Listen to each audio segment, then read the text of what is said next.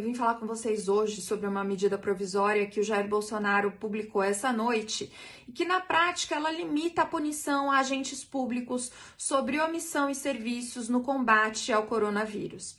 Agora eu vou traduzir para você o que significa de verdade essa medida provisória publicada hoje. Ela praticamente legaliza a corrupção. Vocês lembram de um post que eu fiz há pouco tempo atrás comparando o preço dos respiradores? Eles eram muito diferentes. Dependendo do estado, tinha respiradores com um preço 5 vezes maior. Em Minas era o respirador mais barato. Em outros governos, inclusive em São Paulo, que o João Dória comprou respiradores por R$180 mil, o respirador de Minas era 58 mil, a gente pode questionar por que os respiradores foram tão mais caros, certo?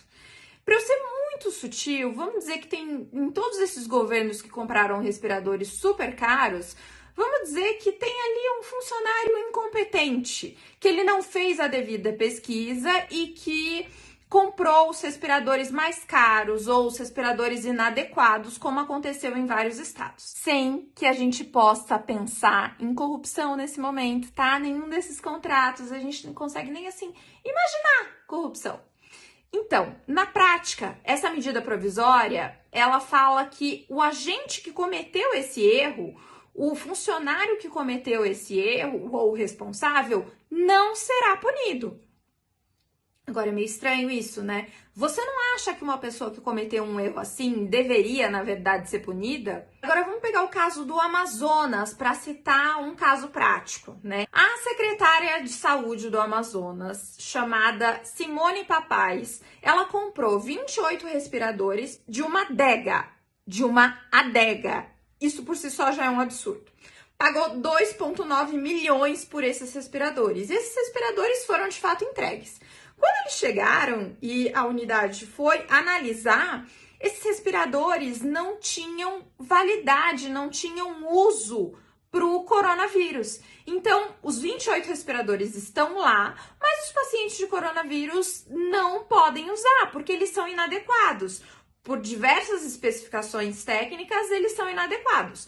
E o Tribunal de Contas do Estado pediu um esclarecimento para Simone, para a secretária de saúde, e ela nem se preocupou em esclarecer, em dizer por que ela fez essa compra. Então, o Tribunal de Contas do Estado pediu para que ela fosse afastada. Agora, com essa medida provisória do Jair Bolsonaro, ela não será punida. Vocês não acham que essa secretária, a Simone Papais, tem sangue nas mãos?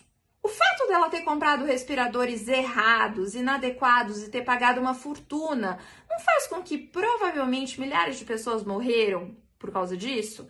O atendimento no Amazonas é um caos. Eu acho que se a compra fosse feita da maneira correta, os respiradores corretos, por menos dinheiro, de uma maneira que pudesse se comprar o máximo de respiradores para que o Estado pudesse atender a população, muitas pessoas seriam salvas. Então, ela é responsável, na minha opinião, ela tem nas mãos a morte de milhares de pessoas. A responsabilidade pelos nossos atos é um princípio básico de cidadania. Agora, existem servidores públicos que têm não somente a própria vida nas mãos, mas a vida de milhares de pessoas. Agora, quando são feitas compras sem licitação e que são pagas de maneira errada, como fica a responsabilidade desses servidores públicos que poderiam estar, sim, combatendo a pandemia de maneira adequada? Agora não, eles estão preocupados em comprar as coisas para superfaturar, então assim, contrato superfaturado não vai ter nenhuma consequência. Agora, quando são feitas compras sem licitação, em que fica totalmente questionável o valor pago. Só para citar o governo de São Paulo, ontem o Daniel José, que é o deputado estadual pelo Novo, ele nos alertou que faz 2 semanas que o governador João Dória não publica nada referente às compras feitas para combate ao coronavírus. É obrigatório por lei. Eu tenho o direito de saber o que está sendo feito com o dinheiro público. O dinheiro é meu, o dinheiro é seu. Agora, se o governo edita uma medida provisória em que esses servidores não têm qualquer responsabilidade, eles não serão punidos, Já é difícil ser honesto, né? Já é difícil, a gente já tem um histórico grande de corrupção. Agora, o que será feito? Nem punição houver. O governo está tentando tornar lei algo que protege de qualquer punição os agentes públicos responsáveis por isso.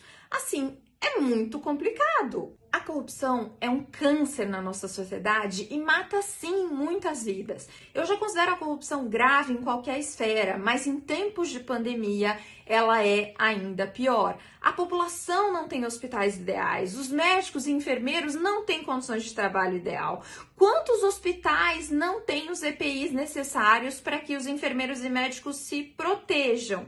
Quantas pessoas a gente não viu em reportagens que estão dormindo no chão, pacientes, tem tantos lugares que não tem respirador.